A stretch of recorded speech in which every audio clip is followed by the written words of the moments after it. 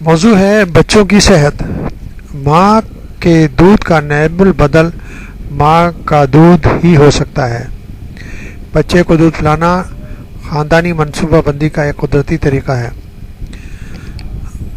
اکثر خواتین اس غلط فہمی کا شکار ہوتی ہیں کہ بچے کو اپنا دودھ پلانے سے ان کی جسمانی خوبصورتی متاثر ہوگی یا ان کی صحت پر کوئی غلط اثر پڑے گا، جبکہ حقیقت یہ ہے کہ زمانہ حمل میں اکثر خواتین موٹاپے کا شکار ہو جاتی ہیں، لیکن دودھ پلانا شروع کرتی ہیں تو اس کا سب سے بڑا فائدہ انہیں یہ پہنچتا ہے کہ جسم میں جمع ہونے والی زائد چربی ختم ہونا شروع ہو جاتی ہے۔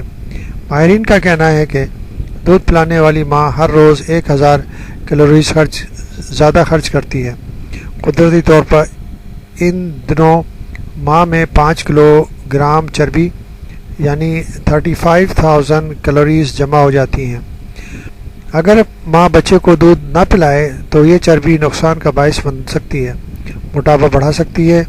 ابتدائی 3 ماہ میں ہی دودھ پلانے سے ماں کی اصل جسامت لوٹ آتی ہے۔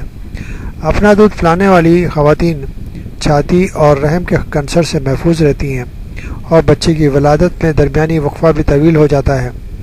خاندانی منصوبہ بندی کا یہ ایک قدرتی طریقہ ہے۔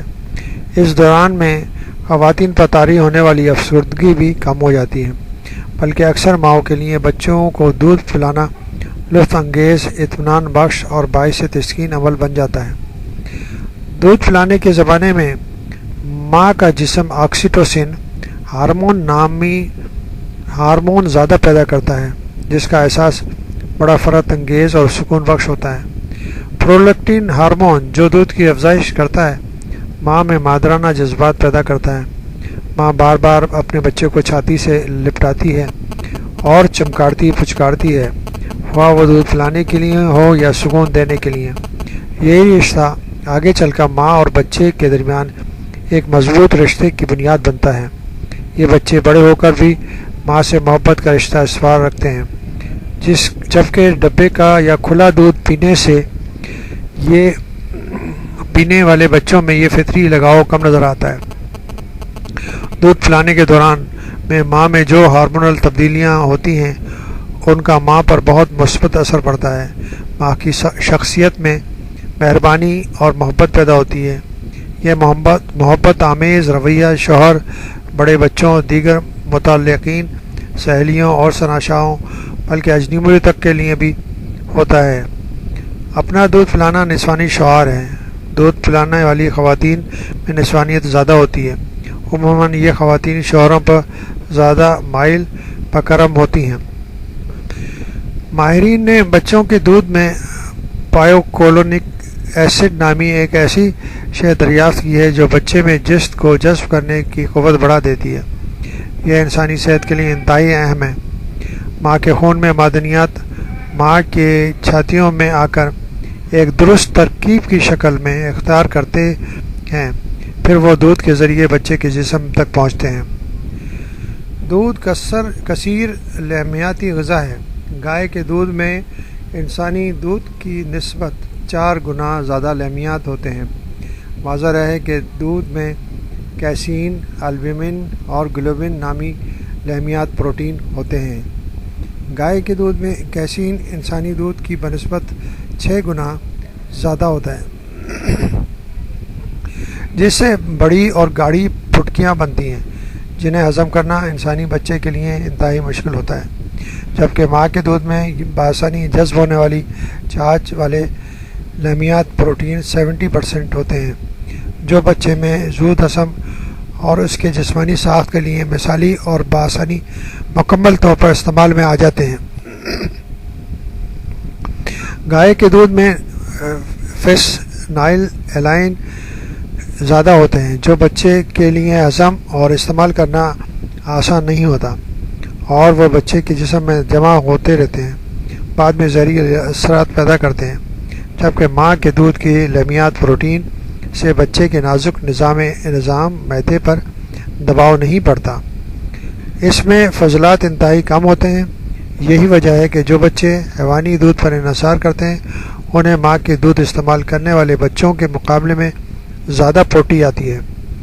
انسانی دودھ میں زود ہضم چکنائی اولینک ایسڈ اور ہاضم چکنائی لائپیز زیادہ، اور گائے کے دودھ میں کم کثیر مقدار میں ثقیل چکنائی بیوٹرک ایسڈ ہوتی ہے، جسے بچے کے لیے بآسانی جزو بدن بنانا مشکل ہے۔ نتیجے میں چکنائی آمیز ڈائریا اور اسہال ہو جاتے ہیں۔ اس کے برعکس ماں کا دودھ پینے والے بچے دودھ کی چکنائی زیادہ آسانی اور بہتر طریقے سے ہضم کر سکتے ہیں۔ یہی وجہ ہے کہ جو ایسے بچے جو ماں کے دودھ پر انحصار کرتے ہیں کسی قسم کے ہاضمے کی خرابی کا شکار نہیں ہوتے۔ پیٹ میں درد بھی کم ہوتا ہے، الٹی ہوتی ہے نہ جلاب ہوتے ہیں۔ اگر یہ بچے منہ سے دودھ نکالتے بھی ہوں تو اس میں بو نہیں ہوتی، معدے میں پھٹکیاں بنتی ہیں، نہ ان بچوں میں لنگوٹ زیر جمع سے بدبو ہوتی ہے۔ ماں کے دودھ میں شکر لیکٹوز ہوتے ہیں جو دماغی غذا ہے اور ارتقاء کے لیے ضروری ہے۔ ہرچند کہ گائے کے دودھ میں کیلشیم اور فاسفورس زیادہ ہوتے ہیں، لیکن ماں کے دودھ کا کیلشیم جو گائے کے دودھ کی نسبت 1/3 ہے، بہتر طور پر ہضم ہوتا ہے۔ اس لیے ماں کا دودھ پینے والے بچوں میں کیلشیم کی سطح کم ہوتی ہے۔ گائے کے دودھ میں فولاد کم ہوتا ہے، جس سے بچے میں خون کی کمی ہو سکتی ہے۔ ماں کے دودھ میں ضرورت سے زیادہ کیلوریز نہیں ہوتی، اس لیے بچے کے جسم میں چربی جمع نہیں ہوتی۔ یہ بچے دبلے ہوتے ہیں اور آئندہ بھی دبلے رہتے ہیں، انہیں موٹاپے کا خطرہ نہیں ہوتا۔ ماں کا دودھ بغیر کسی بیرونی مداخلت کے براہ راست ماں سے بچے تک منتقل ہوتا ہے، جس میں کسی قسم کی ملاوٹ نہیں ہوتی، جراثیم کا خطرہ بھی نہیں ہوتا رہتا۔ ماں کا دودھ پینے والے بچے انفلوئنزا کے وائرس سے بچے رہتے ہیں۔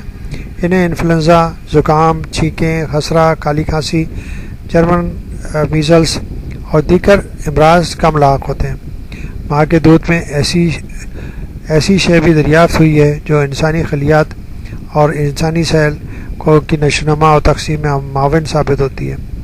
ماں کا دودھ پینے سے چہرے اور منہ کے پٹھوں کو جو محنت کرنا پڑتی ہے، اس سے دانتوں کی محرابیں، تالو اور چہرے کی بناوٹ اور عضلاتی ساخت بہتر ہو جاتی ہے۔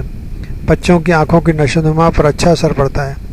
ماں کا دودھ نہ صرف شروع زندگی کے 4 سے 6 ماہ تک بچے کی غذائی ضروریات پوری کرتا ہے، بلکہ بعد میں بھی 1 سال تک اس کی 3/4 غذائی ضروریات پوری کرتا ہے۔ یہی وجہ ہے کہ شروع کے 6 ماہ میں بچے کو کسی اور غذا کی ضرورت نہیں رہتی، یہاں تک کہ پانی کی بھی نہیں۔ اسی لیے تو کہتے ہیں کہ ماں کے دودھ کا کوئی نعم البدل نہیں۔ Mother milk is the best milk for the babies.